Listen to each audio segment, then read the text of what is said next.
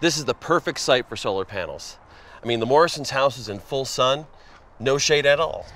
Well, right now, yes, but check out this tree right here. As the sun starts to set, it's gonna cast a shadow all the way across the roof. My bet is the south side of this house is hardly gonna get any sunshine at all later on in the day. I think you're right, but this is the side of the roof that the panels are supposed to be installed on. Exactly. But if they're not getting enough sun, the installation is not gonna generate as much power as they're expecting, and then the solar panels are not gonna be cost effective. It depends on a lot of different variables that are related to their utility company. Like what? Well, how are they hooked up to the grid? Are there gonna be any fees that are charged for the connection? And the most important one is the reimbursement rate for the power that the panels provide. Sounds complicated.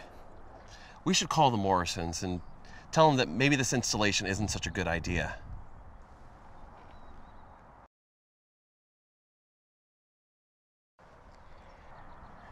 Well, maybe it's not, but that's not really our decision to make.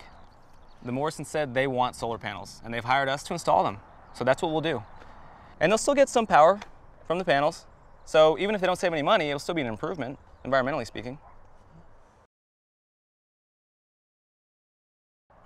Well, before we jump to any conclusions, I want to get some more information first.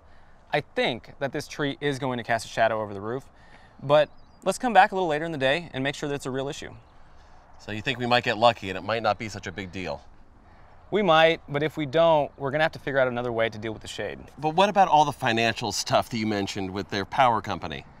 No, I think the biggest problem is still probably gonna be this tree. So we need to focus on solving that.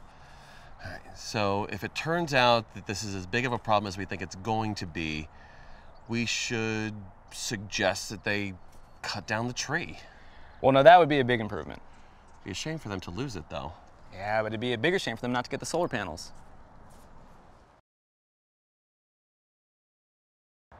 Well, before we jump to any conclusions, I want to get some more information first. I think this tree is going to be an issue. It's going to cast some shade over the house, but let's just come back a little later on in the day, and then we can determine if it's a real issue.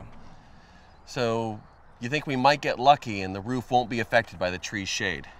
It's possible, but what I'd also like to do is observe how the shade moves over the course of the day. That way we can give them a real estimate as to how much power the panels are going to generate here.